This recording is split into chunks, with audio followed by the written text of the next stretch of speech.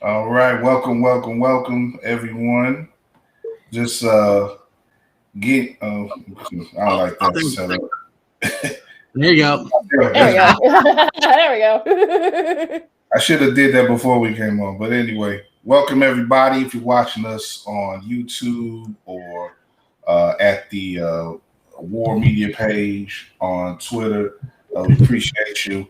Back at it for another NFL season, another football season, doing my Sunday night special shows. And I'm very glad to have two cool guests, two friends on with me to talk. This is how I'm going to look to do it every week. I did too many of these last year where I was just by myself talking, and I don't like that. I want to feed off other energies and stuff and get other people's opinions with this stuff. And, of course, that includes y'all watching online or on your phone, however you're watching. Feel free to join the conversation with us. As you see, we're opening the season, with the Bears talk. We're doing NFL talk, all types. So we might even do some other sports talk because I've been just going back and forth watching like 3-4 different sports all day. Like, this has been a great weekend. And I'm sure you feel the same way, Lakeena. Like, there's a lot of stuff going on. I was just watching Medvedev win the U.S. Open. Like, that was cool.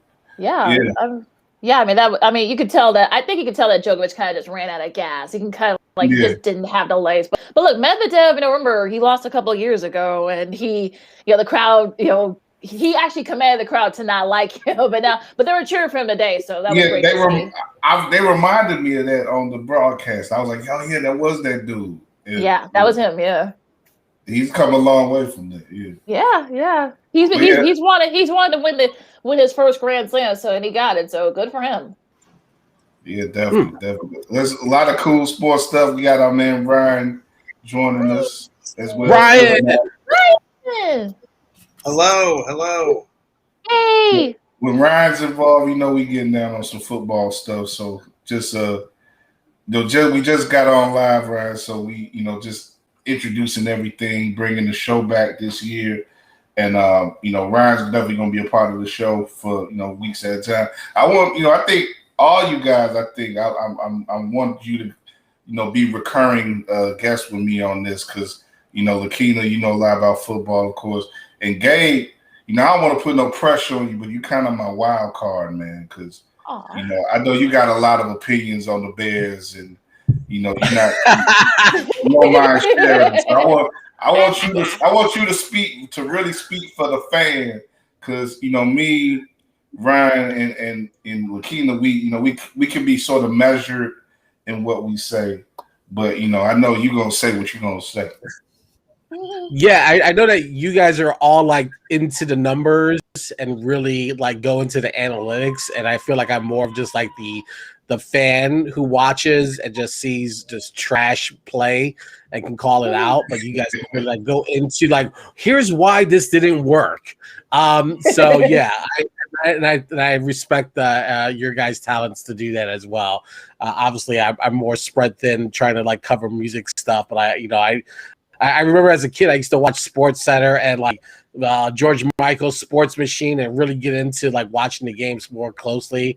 And as an adult, it just seems like I'm a little bit more further distance. But today's been a great day for games. The Browns Chiefs game that's still ongoing has been amazing, and I'm so happy to see the Packers get squashed today by the Saints. So it's been a good day. I want to get it. I want to get into all that, and this second half of the day, these afternoon games have been interesting. Cleveland, the Cleveland KC game, Cleveland really jumped out on that game, but we get another example today of just how hard it is to contain Kansas City for a whole 60 minutes. And you mean the Golden State Warriors? Yeah, right. The Golden State Warriors in football. Or those old Miami Heat teams with LeBron and Bosh and D Wade. You can kind of use that same form. Right, but this is like they're throwing alley-oops on you when they score touchdowns. Right. It's crazy. Comes in waves, yeah. But let's get into we're gonna get to the Bears stuff, of course, in the second half of the half. We'll be here till the top of the hour, but we'll start to get into the Bears preview stuff. But with the Packers, I want to gauge just what type of fan you are. I think Gabe, you sort of gave it away a little bit with what you said, but does the Packers getting washed like they are right now in Jacksonville against New Orleans? Does it make it so that the Bears result doesn't matter today, or does it just matter a little less? Or are you going to be, or does it not factor at all? Basically, are you happy regardless of how the Bears do, just knowing that the Packers may suck again? Is that to me? Yeah, you can start it off. Okay, cool.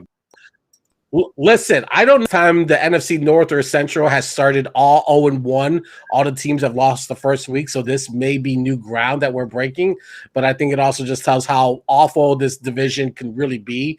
The Lions got squashed, or they looked really bad, and they came back late. And then the Vikings gave up a game that they could have won late field goal in the fourth quarter, and they fumbled in overtime, so they could have won as well. And then with the Packers losing. And I think the Bears are going to lose tonight as well. So this division is up for grabs. I don't think it feels good to see that that any team from the North or the Central have lost it, or that gives any credence to what the Bears are doing.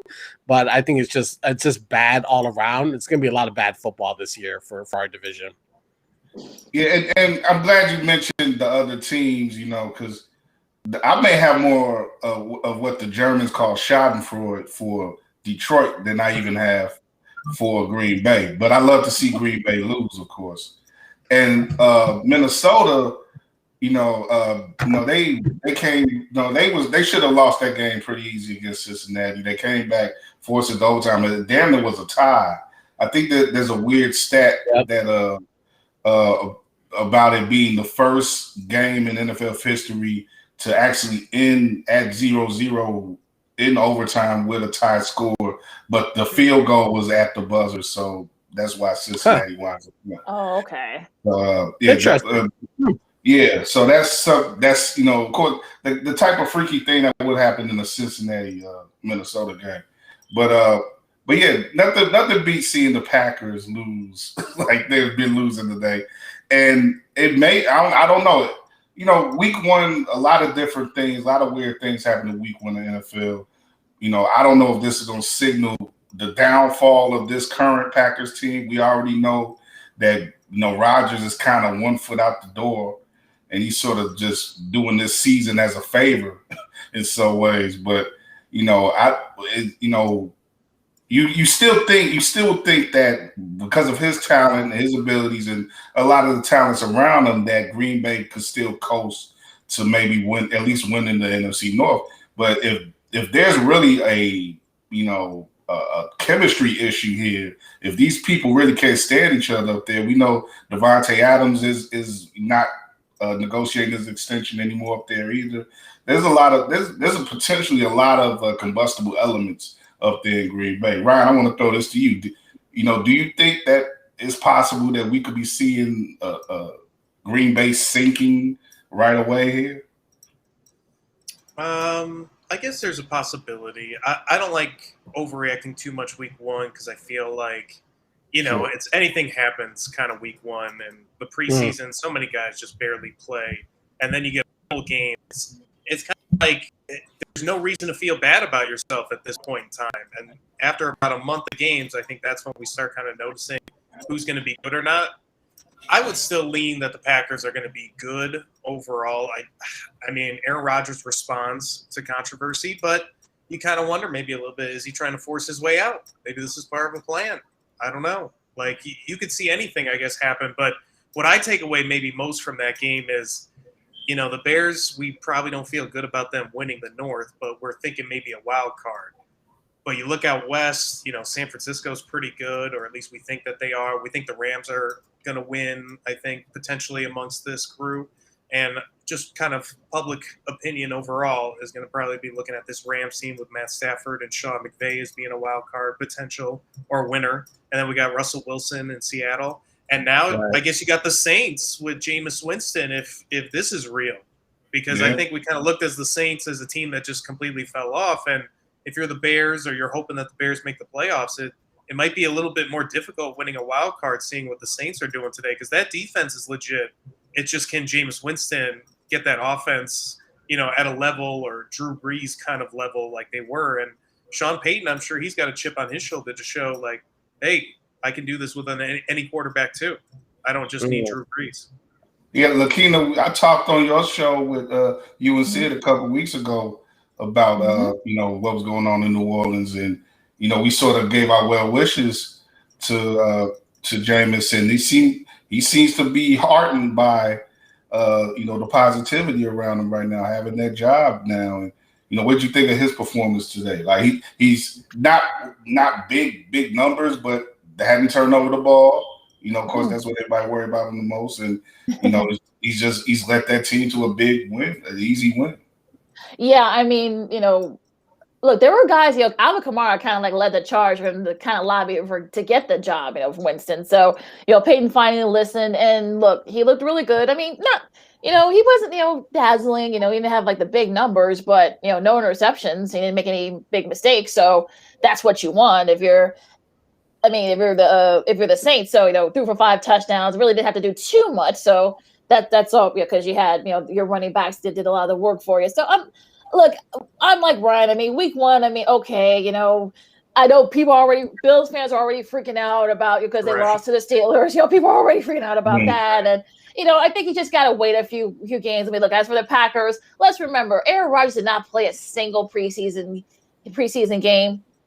And also remember, with all that drama with the OTAs and, and things like that. So I just think that you got to give him a couple of games to kind of get into a rhythm, and he just wasn't in the rhythm tonight. So, I just think that let's kind of like just, save the overreactions. I know that's what makes football fun, obviously, but, let's just, kind of like take it down a couple of notches, and let's just, we can analyze everything after probably maybe like by the time we get to early October, I guess.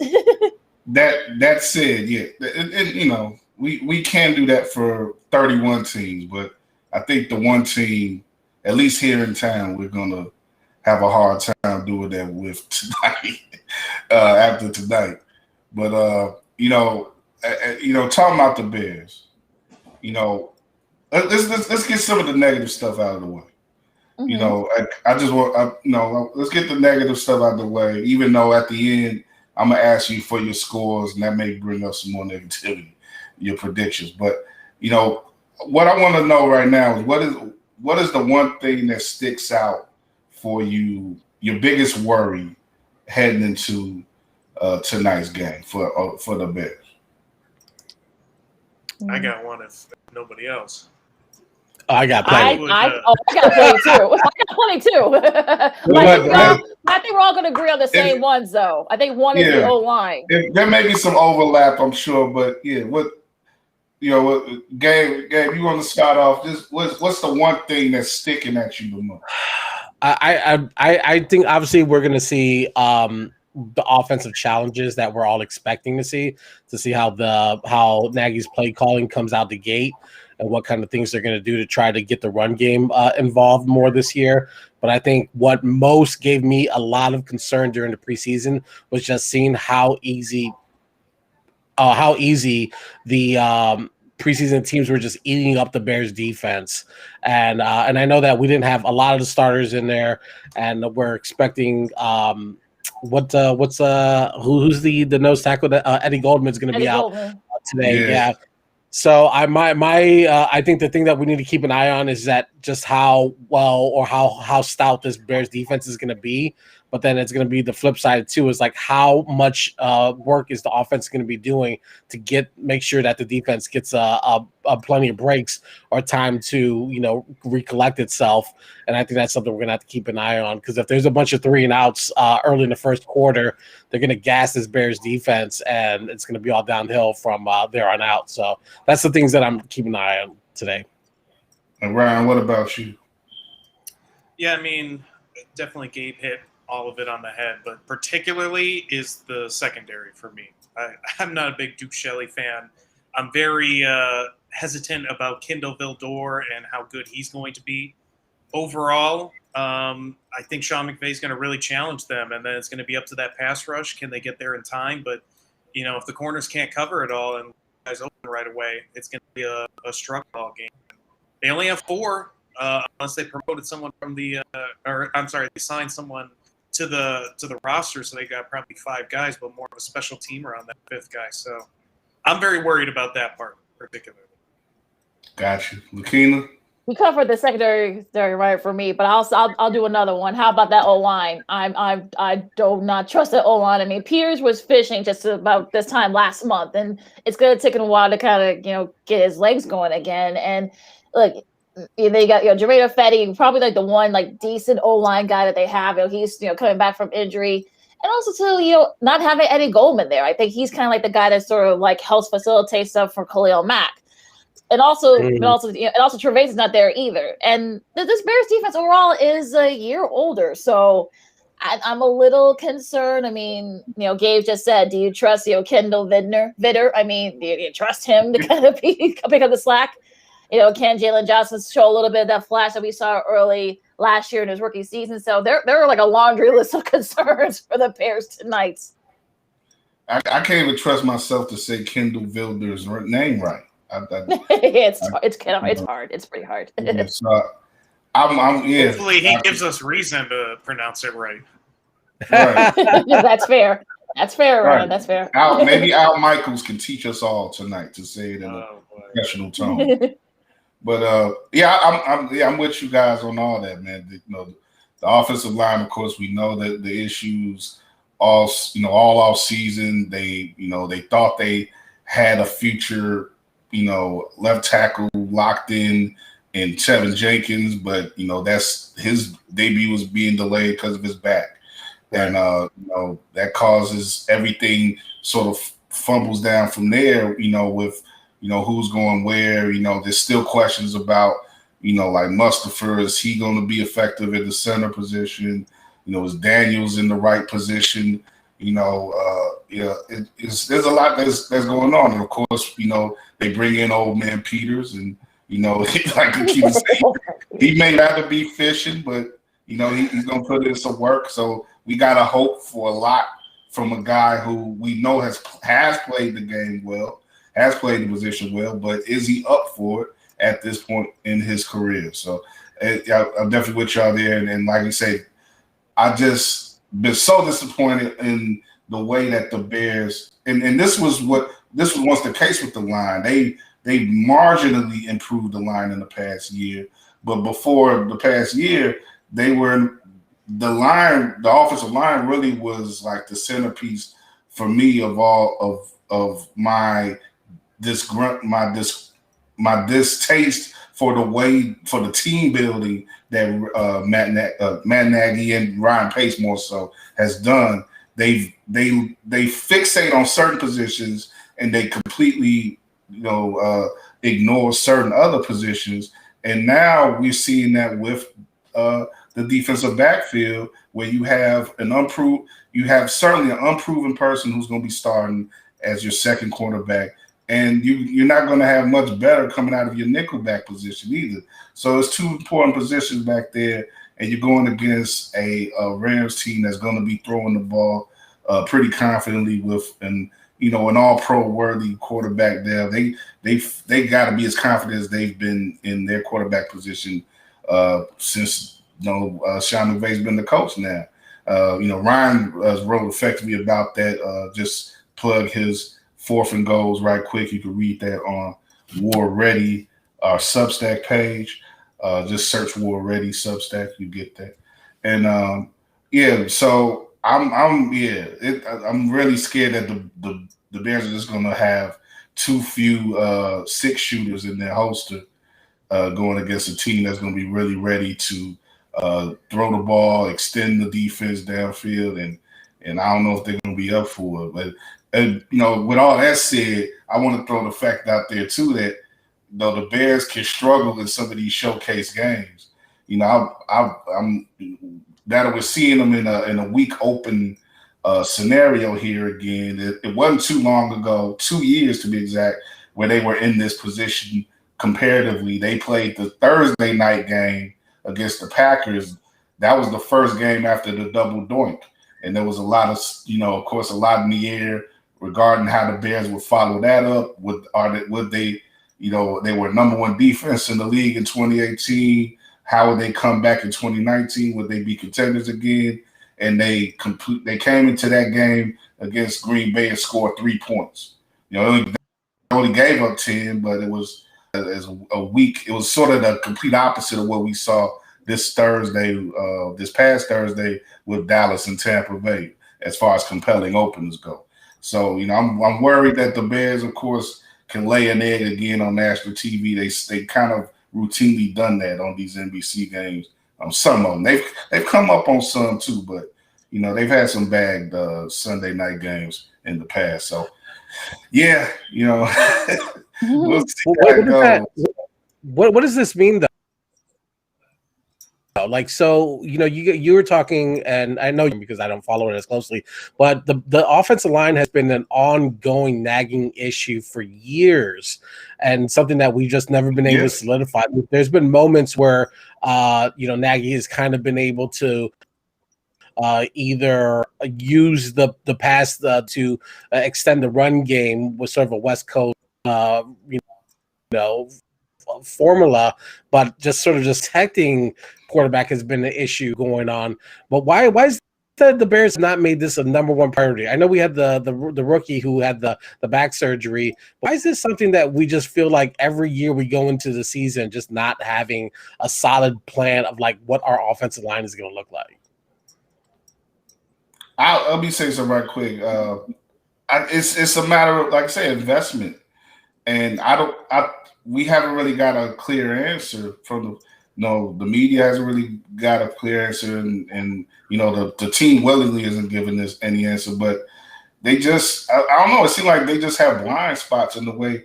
But I think when you have such an obvious issue in the quarterback, which you know all the oxygen of the Bears in the team building sort of goes in the quarterback, you know, and now. You know, that's one of the lucky things about having Justin Fields now. We don't have to worry so much about that in going forward. But so much of the team building with the Bears has centered around quarterback itself and, you know, how to rectify that. They don't think about the fact that just about every great quarterback has a great offensive line in front of them. And you have a great offensive line, you have to either spend money on free agents or you have to draft guys in the first and second round who are franchise guys. You know, it's particularly at left tackle and right guard. A lot of times you get some guys who could stay 10, 15 years and really get your money's worth. But they don't have the savviness to do that as a front office, it seems. And really to their detriment, like you say, Gabe, for years we've been having these issues. They haven't had a formidable offensive line in years. And, you know, Tevin Jenkins, like I said, he's the guy who's being looked at now as the future of that line, as the future anchor, but he has a bad back. It's one step forward, 2 steps back, always with this team, you know. I mean, for me, Gabe, it's pretty simple. It's philosophy. I mean, Ryan Pace, he runs the football operations, and I think that's true. Maybe Ted Phillips and George McCaskey get involved somewhat, but I think it's at a pretty basic, common, low level that many owners have across the league where, you know, they're going to have to sign off on free agents and trades and things like that to know where the budget's ultimately going to be. And that's really what it is. I mean, when you take over that position as president of football ops with whatever organization, you have a philosophy of how you think you're going to win football games and win a Super Bowl.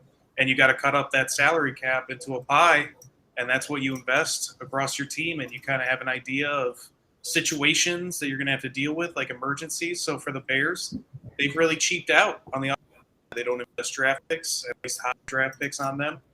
Second round is pretty high for Ryan Pace when he goes offensive line, if he does it all. I mean, he even said, after 2019 that they need to get more help on the offensive line. They got 2 7th-rounders. I mean, not the ideal time to get offensive linemen. And then you look at the free agents they brought in. I mean, they've gone on potential. Jermaine Ifedi, they brought in to be a guard. That was their plan because he's not a good tackle with Seattle.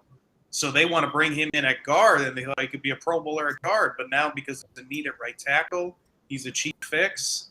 That's what they've gone at the position, especially guys that are durable or at least cheap, like Bobby Massey, Charles Leno. Maybe they're like Charles Leno. I don't really understand the let go, but guys that are just middle of the pack and that they're hoping can just be good enough as a group.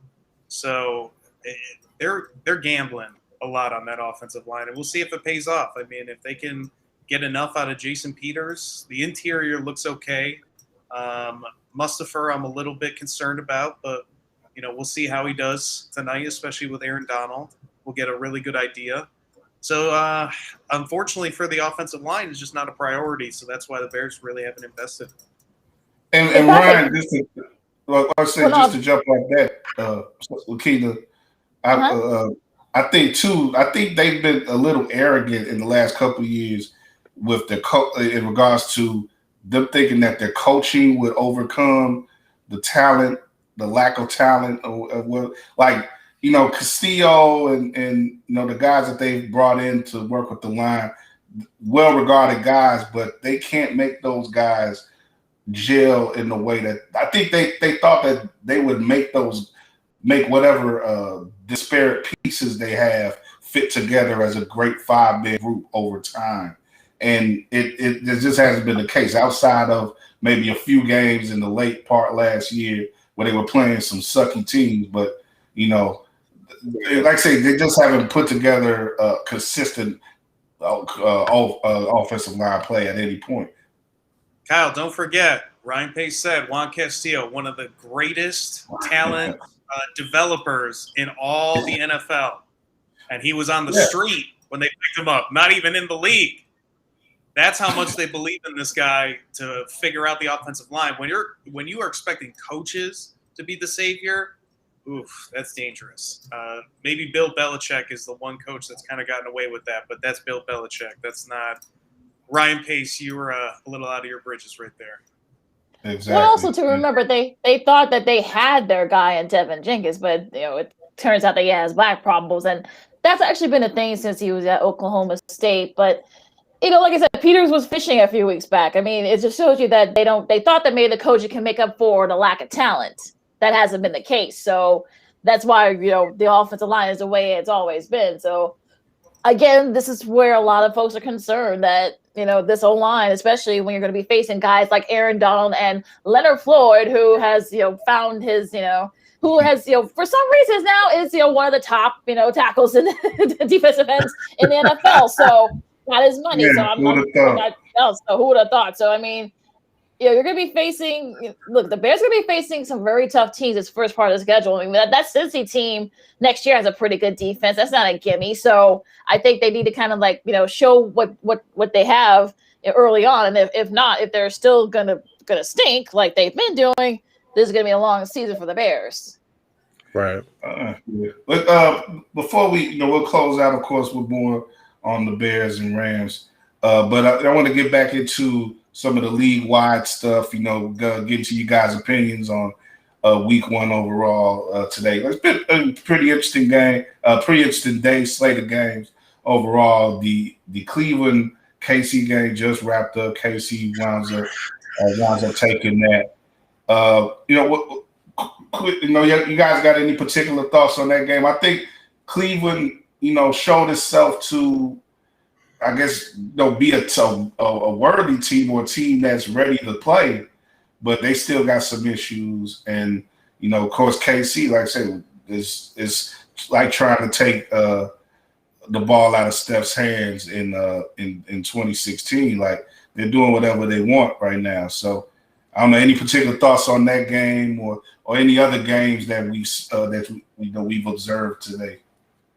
I'll jump on that, the Chiefs-Browns game, because I watched a lot of it. I think it goes back to what Reggie Miller said during the Last Dance about championship pedigree, and it's just that the Browns are just a very upstart team, and the Chiefs are championship pedigree, and they know how to close out games.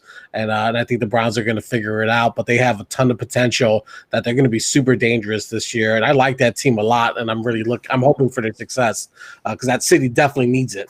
But also, I was really impressed with Tua and Miami. I caught the first half of that Miami New England game. He looked really strong, looked really good, made some really good decisions, used his legs. So I'm glad that he showed some spark. Won that game. Do we have a final on that? Miami And held Mac on. Jones. Miami held on. They held on. Mac Jones looked pretty good too. That. Oh wow, that was a close one.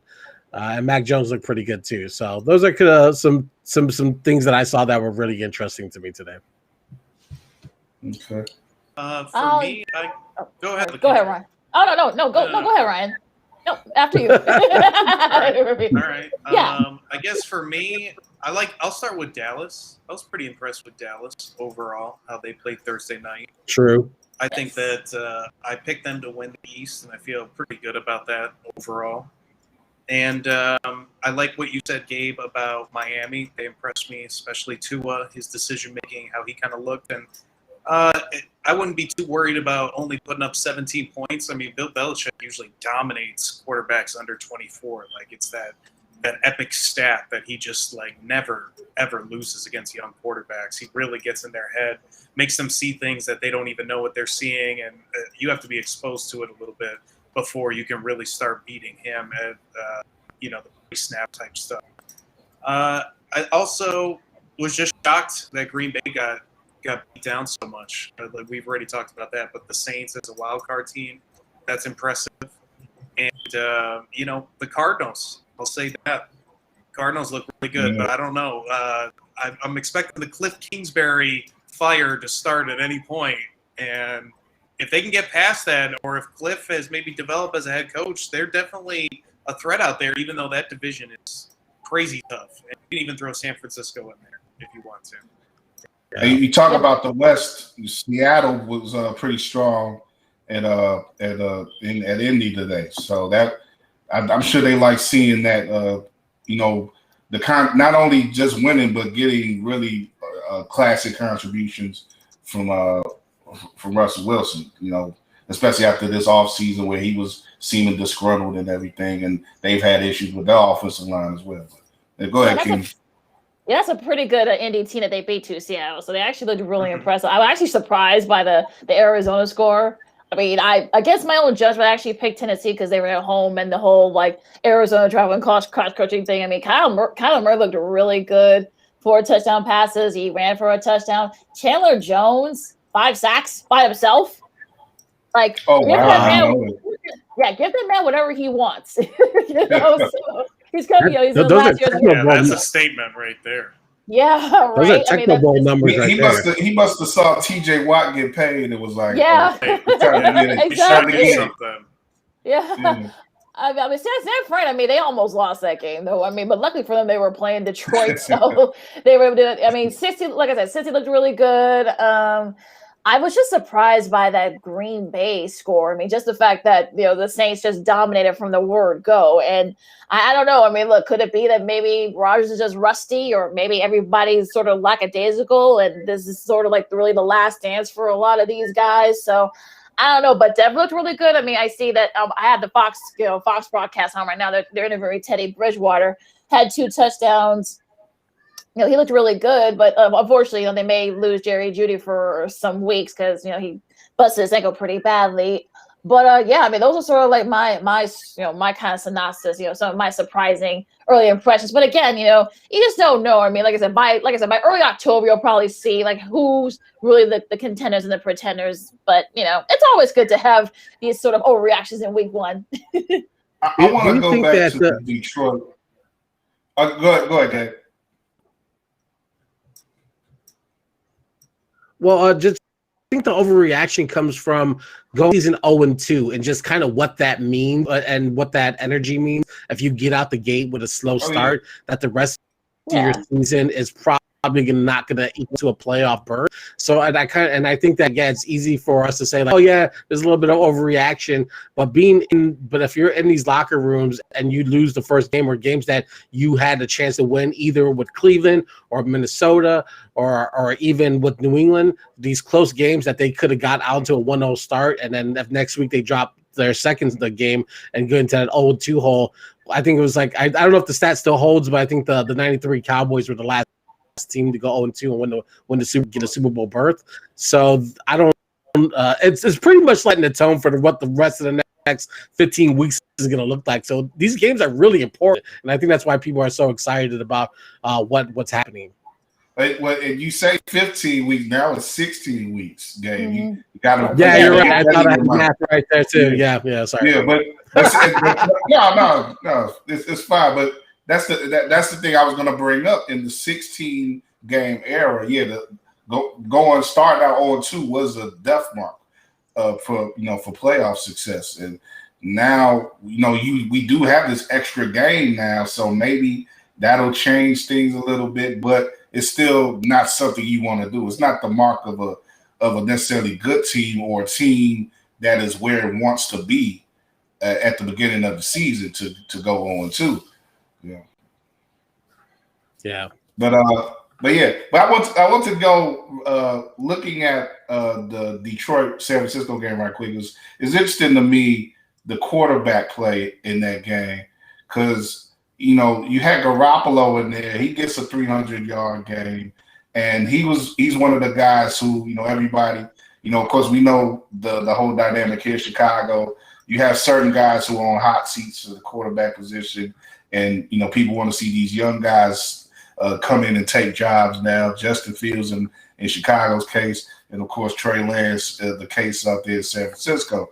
But Garoppolo, seemingly asserting himself, and he had a pretty good game and had picks up a win. Eventually, Detroit. We talk about Detroit. Detroit's going to Detroit, but Goff had a pretty standout game. They really leaned on him quite a bit through the air. He threw the ball 57 times. Had 38 completions, wow, but 338 yards, 3 touchdowns, and 1 interception. So I think for Goff, he may be looking like, look, I may not win a lot here in Detroit, but I'm gonna eat statistically. Definitely Matthew Stafford could tell him what that's like. So it may be a dangerous. Detroit can be one of those teams maybe who is going to be a danger on some level week to week, but not really taken too seriously. But they're going to have. It seems like they have a quarterback that they can lean on once again, and not necessarily, not they put up points, at the end of games.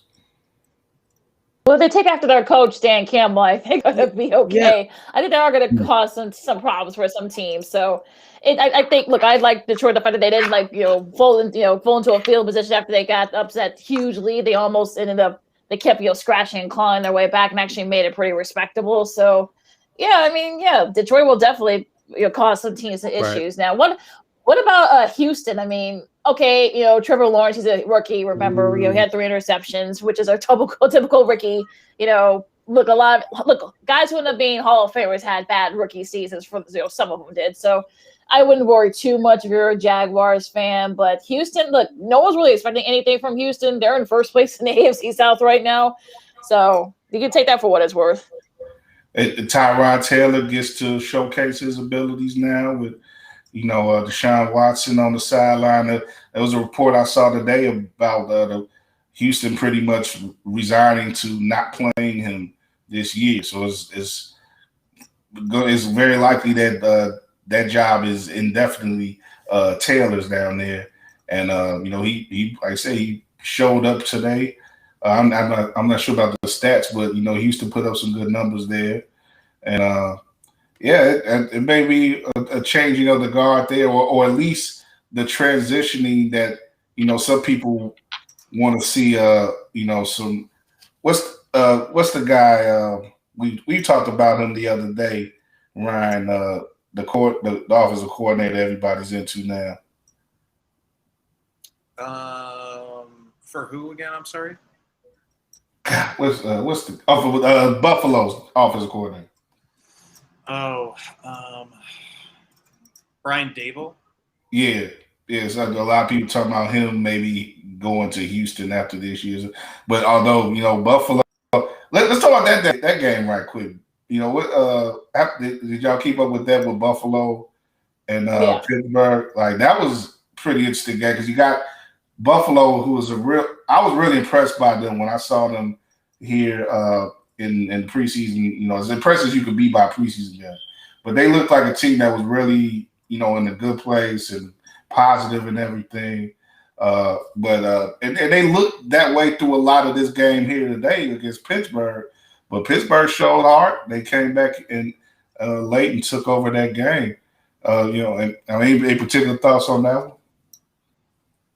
I think Pittsburgh feels like they have a chip on their shoulder after what happened last year. I think that's probably I know they know folks are saying that, well, this is the end of the line for them. You know, Big Ben is probably gonna be the last season for him in Pittsburgh. So, and look, I think they played like as a team that had their backs against the wall, and so that's why we saw it, you know, earlier this afternoon. So I mean, look, they had a block punt for a touchdown that kind of, you know, blew the game open for them. And look, I'm not worried about Buffalo. I think they have to realize now that they're not the hunter anymore. They're not the hunters anymore. They're the hunted. People are going to be going for them. So I think I'm not worried about Buffalo now. If this is going to be like if Pittsburgh is going to be kind of like one of the contenders in the AFC North, probably because that division is also pretty competitive. So you know, like I said, I'm not worried about Buffalo. Not right now. I mean, I'm not like freaking out like, okay, they lost the game. Oh my God, they're terrible. They're not going to end up winning the division. So I'm not worried.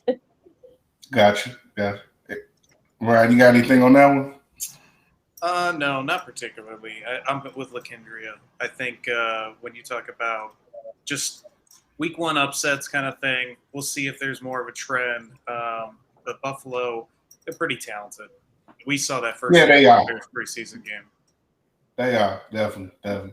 But like I say, these type of things you can see sometimes in week one. You get peaks of things, but, you know, you can't really make wholesale decisions yet. But I just saw they just showed a freaky stat on Fox. You know, Jameis is the first quarterback to get 5 touchdowns in a game and not have 150 yards passing. Like that's like what is that, man? Come on, I don't get that. How did he do that? I'm looking at Lane, the short fields. I guess he benefited from short fields. That's probably the only explanation. I gotta look back at a replay of that on NFL Network because I was flipping back between those games, the White Sox game, and all type of stuff. So I was doing a lot of flicking today, but that's the type of thing though that you got to worry about. New Orleans is great; they got a win today. Definitely should be a lot of confidence building for them, but you know you get sort of in that fluky area when you have stats like that. Like when you go against a team that's more, you know, assured of itself, or you know, just simply with more defensive talent or something, you know, more determination, you know, than Green Bay may have right now. I don't know, you know, but. Like I say, I'm rooting for New Orleans. You know, we definitely rooting for the city of New Orleans in the wake of the hurricane and everything, and you know, and I'm rooting for Jameis. So you know, hopefully they will. This is the start of something big for them. But yeah, that's a weird stat right there, man. What I didn't even realize that the Saints were playing outdoors today, and it just struck me. What is the status of the Super Bowl on Superdome? I didn't even know that it wasn't accessible. That was kind of like news to me. I just don't know if I missed that. But like, does anyone know what the status of their return? There was a report this week that it may be ready for week 4. Wow. Yeah, so they're going. I think they may have another game that they have. I have to look at the schedule. They may have another game that they have to play outside of New Orleans. But yeah, they moved it to Jacksonville because you know nothing's ready there yet at the Superdome and everything. So yeah, the next two games are on the road, so that's probably next 2 games are on the road. Okay. Yeah. They play the Panthers and the Patriots. So yeah. That's why, week 4. So that it'll be ready. It should be ready in time for the first actual home game. Yeah, I think because of precedent, the NFL probably stays away. No, they may give them some opening week games, but they don't try to overload home games on them with it's still hurricane season because for obvious reasons. So yeah. Mm-hmm. But yeah, we coming up, man, within 10 minutes of 7 o'clock. Now we're 6:51 right now. So we're gonna sign off like I said, at the top of the hour. Really appreciate you guys coming on and making this first week of Conversation a good one here, Sunday night special, as we're gonna be back every week. We're gonna be doing this at a regular time at 9 o'clock p.m. That's gonna be a regular time. It's only doing this because of the Sunday night game. We ain't gonna be doing nothing at 9 o'clock but watching the game. Hopefully, it won't be. Hopefully, we won't be drowning in our sorrows. But 9 o'clock is gonna be. We're bracing. We're bracing. Yeah. Yeah, exactly. Might be an early night. Yeah. But have to watch out for home, folks. With that said, why don't you give me your final? If you got a final score, let me have it. What you think about tonight? I will go 24-20 Rams. The Bears defense comes up with several takeaways that result in points. Special teams somehow helps out the offense to get into the Rams side of the field, and they get some field goals out of it. But I don't expect this offense to do much to travel the ball. It's going to be some sort of quirky circumstance of the Bears taking the returning it and setting up the offense for easy points. But that's what I think is going to happen. 24-20 Rams. That's pretty fair. Lakeena, how about you? Okay, I'll go 24-17 Rams. I think the Bears will do just enough to keep it close, but I think the Rams are the more talented team. I think they're on a mission this year since the Super Bowl is going to be in their home new stadium, SoFi Stadium. So I think they're going to feed off that motivation. So that's why. Although I think the Bears will keep it close. I don't think it's going to be a blowout like how some people are saying that it is. So I say 24-17 Rams. Okay. I like Gabe and Lakeena's picks. I'm going to go ultra optimistic, though. How about 30-27 Bears? I don't think that's actually going to happen. But I'm going to go. Okay. I'm going to go my 2% shot. I'm taking the flyer. Ryan, you're optimist. Yeah. I'm riding with you. I'm not ready to be pessimistic yet. Yes. Oh, that's part of the fun. That's the fun part. You gotta be pessimistic. Yes, that's the fun. That's part of the fun. It's like when you get like Neapolitan ice cream, like you want a little bit of it all. Like the Bears, it's like you're just getting straight one. You're not getting any of the other flavors. And that's right. I want to kind of wait on it just a little bit. The Bears are like Neapolitan ice cream if somebody dug out the chocolate and strawberry and just left you the vanilla. The vanilla. Nice analogy. That's a good analogy, Kyle. I'm going with the Bears. Go ahead, Gabe. Go ahead. No, I was gonna say if you go in the books, the Bears beat the World Championship Dallas Cowboys on week 1 in '96. So stranger things have happened. So we'll see. And I'm just kind of thinking like week 1 madness. Even if let's say I was right, that doesn't mean anything. The Bears are still in trouble. It doesn't mean like, everything's fixed. They could win today and lose by 3 touchdowns to Cincinnati next week, man. Which could happen. At 3 touchdowns because that Cincinnati team's actually pretty good. So yeah, next week's going to be a beast of a game. If we pretend that I'm right for just a second, hypothetical world, and it's because Justin Fields came in for whatever reason and led them to that victory, that might be the only stipulation where we're like, wow, okay, hold on about this season. I wanted to get into that before. I know that's something that NBC wants. They want madness. Oh yeah, of course. They want somehow for Fields to come into this game. Right. So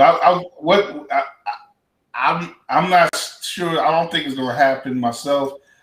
If any of you had a percentage that you would give it, you got any numbers you want to throw out there? The percentage that because if the Bears are playing well enough, they're not going to let him in.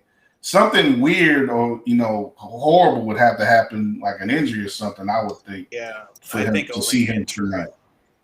Yeah, I don't think it would be because of play. I think maybe Matt Nagy would be tempted if it was looking like the Mitch Trubisky offense all over again, or the Nick Foles offense, where dink and dunk, a lot of punts, a few turnovers, a lot of sloppiness, penalties. Like, if that's happening, there's a chance he could come in. I highly doubt it for week 1. If there's an injury, I mean that would be the ultimate, like the best way, I guess, if you will, without sounding like cruel to Andy Dalton, but that would be the best way for Justin Fields to get in the game. Unless, and I do think that there is a chance that they're going to have a package of plays for him, kind of like what we saw with Trey Lance in San Francisco. So it doesn't mean that maybe he only comes in for a few plays, but those could be very effective plays potentially. That might be the only, I think that might be the only way you'll probably see him is probably the fact that they will. I read somewhere that they do have like a handful of packages, for Fields, so that might be the only way you'll probably see him. If Aaron Donald's not chasing him around, which if don't feel bad if he gets sacked like 3 or 4 times because he does that to a lot of people. But I would say maybe 20, maybe 15, 20% chance we'll probably see him, but only in the form of blitz, zone offense packages and those type of things. I think it would be the best and worst thing to happen to Nagy because if it gives the Bears an offensive chance to actually score points, but also tomorrow if they should win under Justin Fields, just the conversation that he would have to answer for, which I know he's not ready to do yet, and that's just going to cause a lot of issues. I don't think he wants that drama. Right, because Justin again, overstating things. If Fields somehow, if the Bears won the game because of Fields somehow today, imagine what the back pages would look like on Sun Times. Oh gosh, Kool-Aid would be a flowing. Oh gosh, It'd be a waterfall of Kool-Aid. Yeah, Nagy does not want that. Just imagine sports radio tomorrow if that happens. Right, people right. Imagine phone lines would be ringing. That's a producer's dream right there. They'll just do phone lines all day. We don't even need guests. Just let people react. That's a producer's dream. Oh man. But we'll see. I want the Bears to win because I need a pick me up on my DraftKings betting because I got screwed on a nice parlay earlier. Those damn Titans had me go under when I bet the over on the Titans in Arizona, but I missed by a field goal. Freaking Titans couldn't score. Oh gosh. But that's one thing we should say too. Take care of yourself, people. Don't become what they call degenerate gamblers because they say like 60%. They're gonna be like 60% more betting on football this year because so many states are allowing it now, and I'm already a degenerate, so don't worry about me. But I don't want to see any of y'all getting turned out if you don't know how to handle these type of things. Here's an extra tip: don't ever bet on the Bears. Fair if enough. you're a Bears fan. Exactly. Take the opposite. Take the opposite. That's insane. I'm already too far gone. I bet on the Bears. No, you can't even do the opposite because when you think it's the opposite, they come through. That's why I think that there's a chance they could win tonight because it's just like everybody's giving them no chance. But when you give them a shot, you're like, hey, maybe they can earn it, our respect, our belief in them, and then they just lay in it. Look, I need Stafford to have a big game tonight because I have him my fantasy team, and the guy I'm going against. Lakeena, I think it's coming. Got a 50-point from the Bucs defense, so that was already in the hole by Friday morning. So I need to kind of catch up because I got the Ravens playing defense tomorrow. So I'm not even gonna go into my fantasy, man. My fantasy was ruined. I had Tampa Bay defense, and I got -3 points for them. From Thursday, man. So I got to a horrible Patty Mahomes and Tyreek Hill put me in, unfortunately. Oh, yeah. They have that. The Tyreek, man, again, just crazy numbers, man. That's It's fun to watch those. How about guys. Darnell Mooney do that tonight? Can we get that? Yeah, let's see Sure, that. why not? How about Yeah, Debo let's see Samuel, that. just slightly under what Tyreek Hill did today? They're not too far from Disneyland, aren't they? Right. Maybe something happens to that. But But isn't anyway. that the thing with this Bears team? Like, we just got to see them make some big plays for once. Like, that would let you know this thing's kind of going in the right direction. That lets you know that things have changed, definitely. Yeah, we'll see. We'll see. But I'm going to let y'all go. Let's prepare. I guess we got about 15, 20 minutes for kickoff. Like I said, again, thanks to everybody who hung out with us. If you're watching this on the replay tip on YouTube, make sure to check us out live.